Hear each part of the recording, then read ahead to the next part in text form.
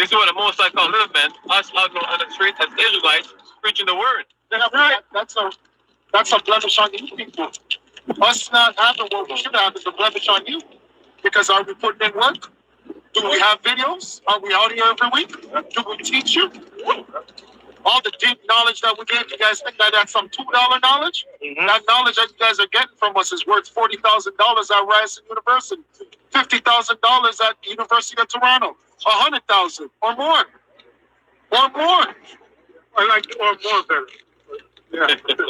So that's a blemish on you people. The more that we're out here, we're impoverished, or we can't take care of certain things, but we're still out here doing the work. That's not on us. That's right. That's on the world. Because you people are giving your money to churches. You give your money to entertainers. Mm-hmm. They come here and they're rich. That's right. If TD Jakes comes here, he's gonna come to Toronto and say, "Thank you, Toronto. Thank you so much." Why is he gonna say thank you? Because he's gonna make so much money. Shalom. All praises, all power, all glory to Yahweh, Bahashem Yahushai, Bahashem Rakaha Kodash. Yahweh being the name of the Father, who the world even calls God. Yahweh, meaning he exists. Bahashem, meaning in the name. Yahushai, who the world even calls Jesus Christ. Yahushai, meaning he is salvation. Bahashem, in the name. Rakaha Kodash, Spirit Holy. Double honors to the apostles and the elders of Great Millstone who teach well and rule well, who taught me this truth. Peace and salutation to the Akyam, the fellow laborers, the hopeful elect, pushing this truth and risking their own lives through the four corners of the earth. To the Akwathim listen, learn in sincerity and in truth and in silence. Shalom. Akyam meaning brothers, Akwathim meaning sisters, Shalom meaning peace be unto you. It's your brother Shimon from the GMS Toronto camp here in Toronto, here with another lesson. We'll get right into it. You saw the soundbite there from today's camp, right? And the elder went into it saying, this is not no $2 knowledge, man. This isn't $2 knowledge, right?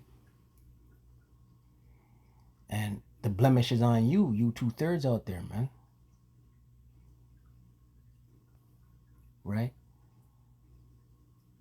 We hitting the highways, we prophesying, we doing the work, throwing up videos. And if we're impoverished, right, that's on you.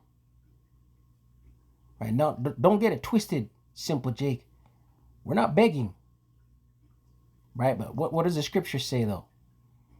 1 Corinthians 9 verse 7. NLT. What soldier has to pay his own expenses? What farmer plants a vineyard and doesn't have the right to eat some of its fruit? What shepherd cares for a flock of sheep and isn't allowed to drink some of the milk? Right? That blemish is on you. Listen, the Lord provides. The Lord provides for his men, for his elect. Right? We catch hell, but the Lord provides. Right?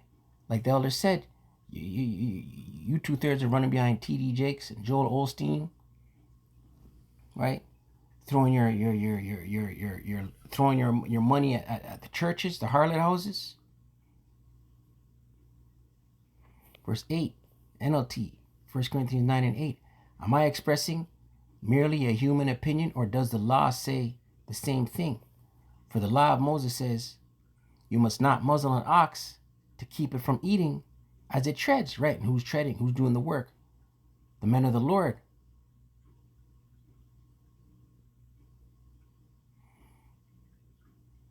To keep it from eating as it treads out the grain. Was power Yahweh thinking only about oxen when he said this? Right, the Lord provides, man.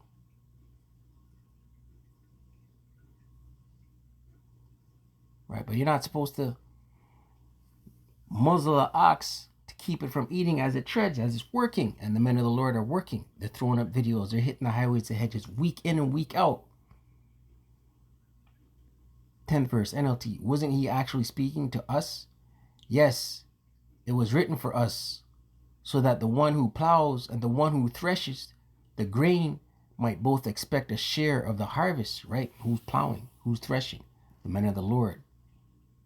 the prophets. Verse 11, since we have planted spiritual seed among you, right? And we give you these riches. This is not $2 knowledge. These riches can't be, you can't put a price on these riches. Right? It's not $2 knowledge. Proverbs 8 and 11. For wisdom is better than rubies, and all the things that may be desired are not to be compared to it, right? All the things that may be desired. What's desired in the world? What does the world desire? The world, 2/3 of our people. What do they desire?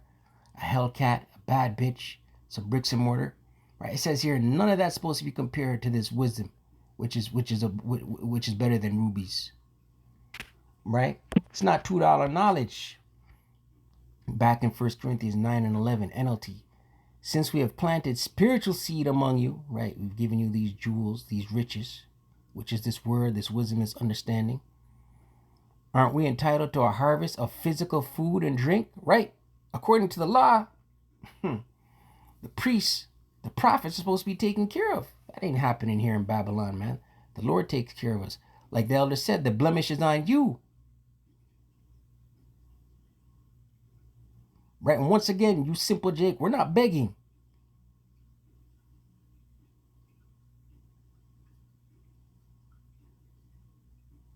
Right? We're expounding through the Spirit and power of Yahweh Shema Shai, what was brought out of camp. 12th verse. If you support others who preach to you, shouldn't we have an even greater right to be supported? But we have never used this right. Right? Us in this truth, we haven't used. Listen, man, we ain't begging. We're not putting Cash App up and Patreon and prayer packages. Right, which is off. Prayer packages, that's off. Right, but the priests, right, according to, it's written in the law, the priest is supposed to be taken care of, man. Right, the Yahweh Shai said, carry neither scrip nor purse. Why did he say that? Because the Israelites knew that the men of the Lord are supposed to be taken care of. Matthew 10, verse 7, and a red letter, and it reads, and as ye go preach, saying, the kingdom of heaven is at hand. The men of the Lord are preaching. Destruction's coming. The Lord's returning, right? Heal the sick, cleanse the lepers, raise the dead, cast out devils. Freely ye have received, freely give, right? We don't put a price on this word, right?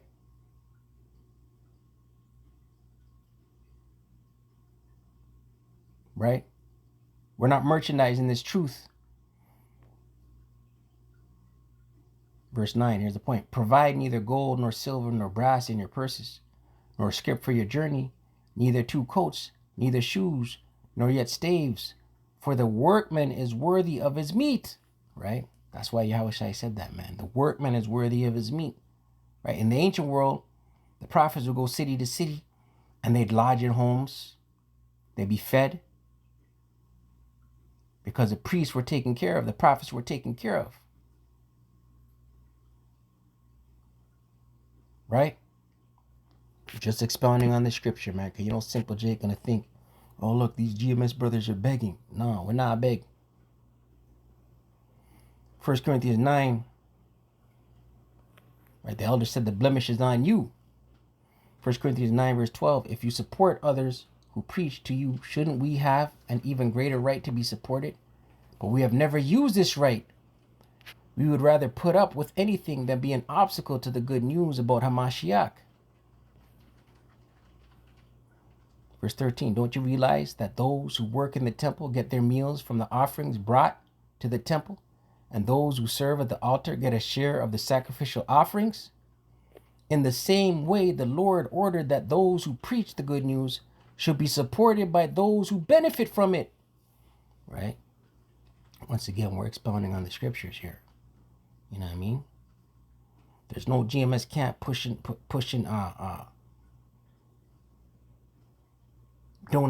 donate. The Lord takes care of his, right?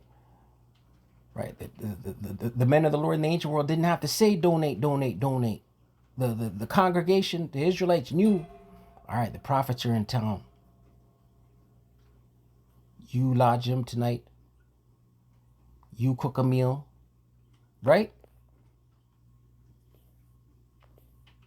Verse 15, yet I have never used any of these rights. This is Paul speaking, right? And us in this truth, we've never used any of these rights.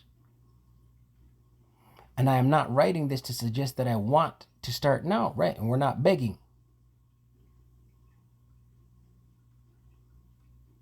Right? But the blemish is on you. In fact, I would rather die than lose my right to boast about preaching without charge. Yet preaching in the good news is not something I can boast about. I am compelled by power, Yahweh B'Shem Yahushai, to do it. How terrible for me if I didn't preach the good news, right? Paul's saying here, he got to speak. He's compelled. And us in this truth today, man, you know, woe is me if I preach not the gospel, right? This is not our doing, right? We fear the Lord, right? But we're compelled to do it. We fear the Lord and we're compelled to do it. Misspoke there, Salakia. Right? We fear the Lord and we're compelled to do it. Verse 17. NLT. If I were doing this on my own initiative, right, and it's not our own initiative, I would deserve payment. But I have no choice, for Yahweh B'Shem Yahushai has given me this sacred trust, right? The scriptures say, the Lord, I have ordained thee a prophet.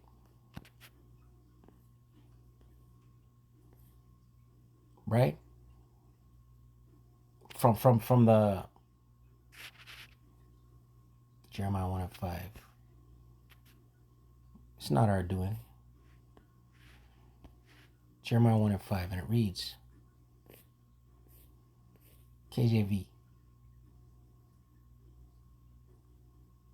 NLT. I knew you before I formed you in your mother's womb. Before you were born, I set you apart and appointed you as my prophet to the nations. Right? Right? The Lord ordained his prophets from before they were formed in the belly. Right? But yeah, that's it on that, man. I'm going to close out one more scripture here. Nothing too long. Just wanted to touch on that. You know what I mean? Psalms 119. Right? These invaluable riches, man. Right? Jake walked by every day. Don't even realize what kind of invaluable riches he's walking past, scoffing or ignoring. Right? This is not no $2 knowledge.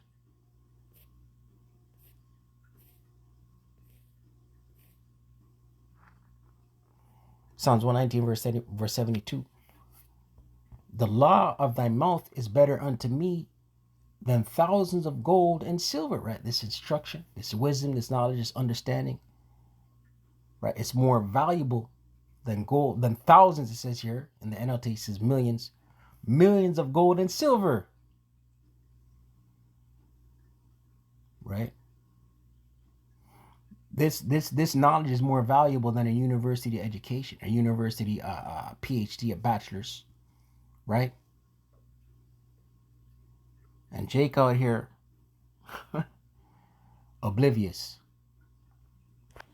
So with that, call Allah Yahweh, B'Hashem Yahushai, B'Hashem Rakah HaKodash. Double honors to the apostles and the elders of Great Millstone, or teacher and rule well. Shalom to the hopeful elect.